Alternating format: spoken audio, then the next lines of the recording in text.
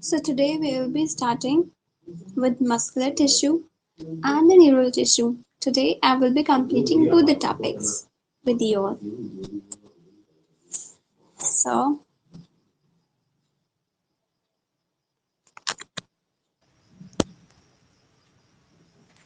let's get started. पहले आज हम लोग नोट से पढ़ लेंगे and then we will go through the book. So muscular tissue. Hmm.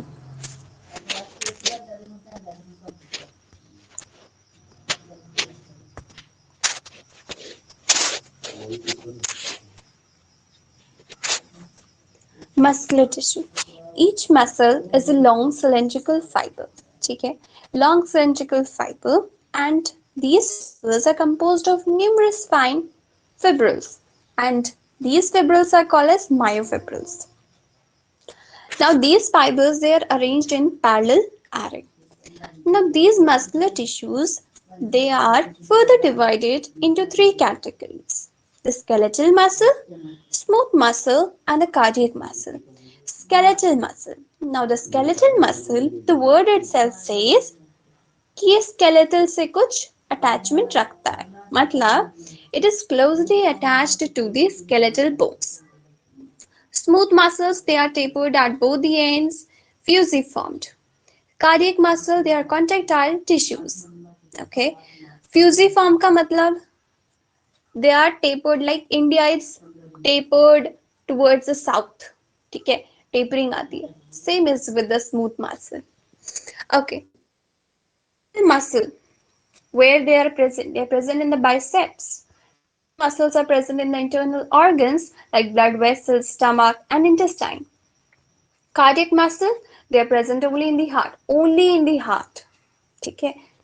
Then we have that the skeletal muscles, they show the striation. Striation means stripes बनी है बीच में, and the skeletal muscles, they are bundled together in a parallel fashion, and they all are present in a connective tissue sheet, enclosed in a connective tissue sheet.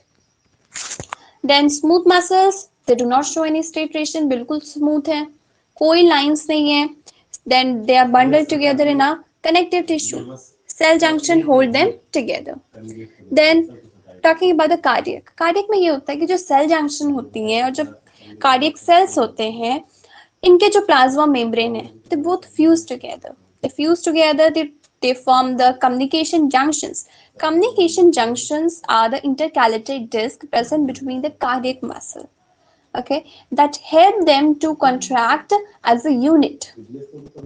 Talking about their movement, तो जो आपका skeletal muscle है, then they are attached to the skeleton, so they are what? They are voluntary. Smooth involuntary होते हैं, and जो cardiac होते हैं, they are also involuntary. है क्या कभी नहीं ना?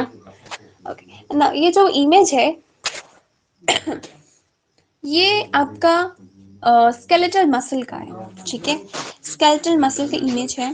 यहाँ पर आपको स्ट्रेटरेशंस दिख रही है, न्यूक्लियस दिख रहा है, एकदम फ्लैट है पूरा. ठीक है, ये आपका किसका हो गया? स्केलेटल मसल का.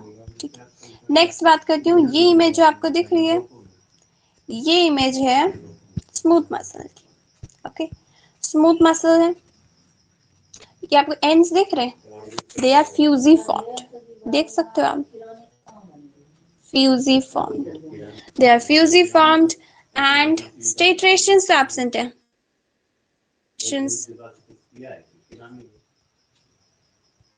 Striations are absent. Okay.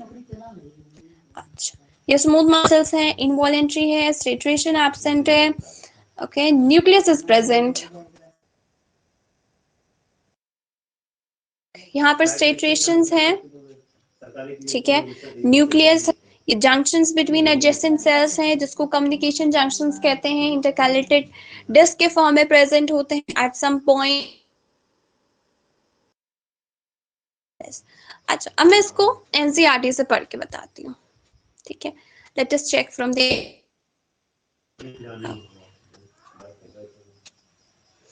Each muscle is made up of many long cylindrical fibers arranged in parallel areas. These fibers are composed of numerous fine fibrils called as myofibrils. Muscle fibers contract and respond to stimulation and then relax and return to their uncontracted state in the coordinated fashion. Their action moves the body to adjust to the change in the environment and to maintain the position of the various parts of the body. In general, the muscle plays an active role in all the movement of the body. Muscles are of three types: skeletal, smooth and cardiac. ये पूरा muscle के बारे में था, जो कि हम लोग ने बताया कि वो फाइबर से बनी है और वगैरह वगैरह चीज। स्केलेटल मसल टिश्यू के बारे में आप पढ़ते हैं। They are closely attached to the skeletal bones. In a typical muscle, such as the biceps, striped skeletal muscles are bundled together in a parallel fashion. A sheet of a tough connective tissue encloses several bundles of muscle fiber. ठीक है, तो ये skeletal muscles के बारे में थी। This is all clear.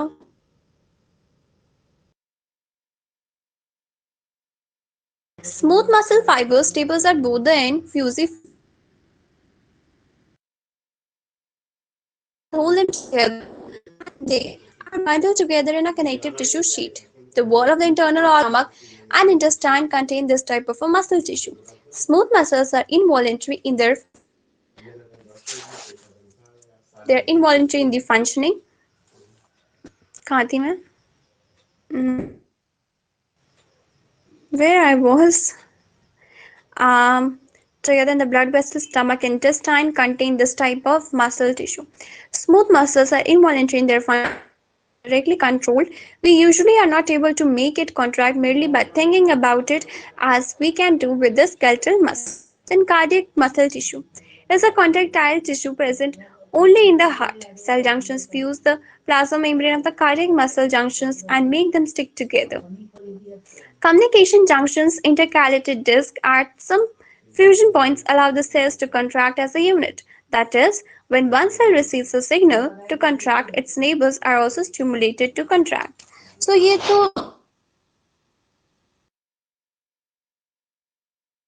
हो गया। बात करती हूँ न्यूरल। न्यूरल के बारे में पॉइंट्स लिखे हैं, मेकिंग आपके लिए आसान हो जाए ये सोच के लिखा है कि अगर पहले नोट से पढ़ लूंगी और फिर उसके बाद जाऊंगी वहां पर बुक पे, वो ज्यादा आसान है। आई होप सो, मुझे ऐसा लगता है। ठीक है, okay. So neural tissue, it exerts the greatest control of the responsiveness to the changing condition। एक बार खुद ही सोचो, अगर कोई भी स्टिमुलस आता है, कोई आपका हाथ गर्म कप में रखता है, गर्म चाय की कप में रखता है, तो आप तुरंत से हटा लेते हो। कैसे हटा लेते हो? न्यूरल टिश्यू के की वजह से ही होता है कि तुरंत स्टिमुलस हुआ, जनरेट हुआ वहां पर सिग्नल, वो गया न्यूरॉन्स के पास, उस न्यूरॉन ने दूसरे दूसरे न्यूरॉन्स को सिग्नल दिया एंड देन आपके ब्रेन के पास ये स्टिमुलस गया। पहली बात तो ब्रेन के पास नहीं जाएगा, ये स्पाइनल कॉर्ड के पास जाएगा। क्यों? क्योंकि ये एक रिफ्लेक्स एक्शन के तरीके है। ठीक है, और उस हिसाब से आपको आपके इफेक्टर मतलब आपके हैंड को ये सिग्नल मिला कि आप अपना हाथ हटाओ वहां से। ठीक है, so it exerts the greatest control on the body responsiveness to the changing condition। अब यूनिट क्या है न्यूरल सिस्टम का? ये बचपन से पढ़ते आ रहे हैं, न्यूरॉन होता है। न्यूरोग्लायल सेल एक नई चीज है, इसके बारे में पढ़ना चाहिए। न्यूरोग्लायल सेल एक्चुअली ये न्यूरॉन्स के अलावा न्यूरॉन से ज्यादा स्पेस ऑक्यूपाई करता है। ठीक है, 1/2 of the volume of the neural tissue neuroglial cell ही कवर करता है। इसका काम ये है कि प्रोटेक्ट करेगा न्यूरॉन्स को, सपोर्ट करेगा न्यूरॉन्स को। बात करते हैं कि कैसे स्टिमुलस जनरेट होता है। स्टिमुलेट हुआ, को कोई स्टिमुलस मिला बाहर से, तो एक electrical disturbance it passes through the plasma membrane of the neuron. Plasma membrane से कहां पर जाएगा? न्यूरॉन की एंडिंग पे जाएगा, ये आउटपुट जोन जिसे कहते हैं। वहां पर ट्रिगर होगा ये एक्शन कि अब इस एक्शन के हिसाब से मुझे स्टिमुलेट करना है या इनहिबिट करना है। इनहिबिट करेगा अब अगले न्यूरॉन्स को या उसके आसपास जो सेल्स हैं।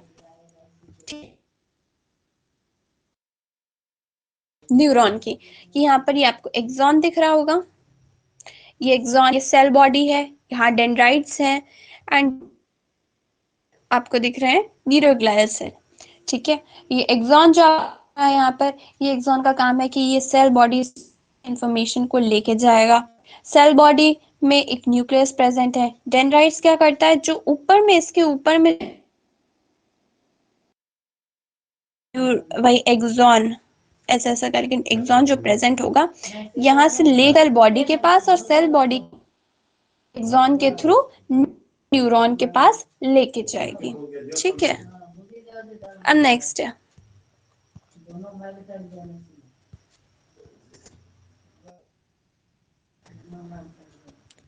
अब हम लोग इसको यहाँ से पढ़ के देखते हैं।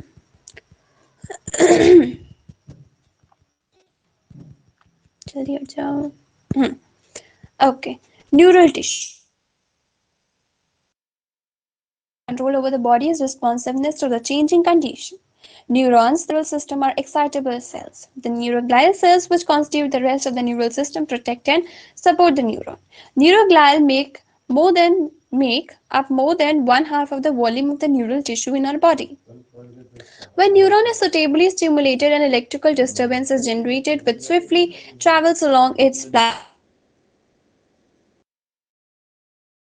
Arrival of the disturbance at the neuron's ending or the output triggers the events that may cause stimulation or inhibition of the neurons and other cells. तो ये तो न्यूरल में हो गया पूरा न्यूरो। हम लोग ने भी क्या क्या पढ़ा, मस्कुलर टिश्यूज के बारे में पढ़ा, उसमें 3 चीजें हैं, स्केलेटल है, आपका कार्डियक है, आपका स्मूथ है। हम तीनों के फीचर्स पढ़े कैसे कैसे हैं। उसके बाद न्यूरोग्लाइल सेल्स के बारे में पढ़ा, न्यूरल टिश्यूज के बारे में पढ़ा। तो यहाँ तक तो आपका पूरा बॉडी का हो गया, ठीक है, ह्यूमन बॉडी का। अब इसके बाद जो इस चैप्टर में दिया है वो है structure of cockroach. That I will be completing in the next class. So इस क्लास में इतना ही है, आई होप सो जो मैंने पढ़ा है वो समझ आया है। Thank you so much for attending my class.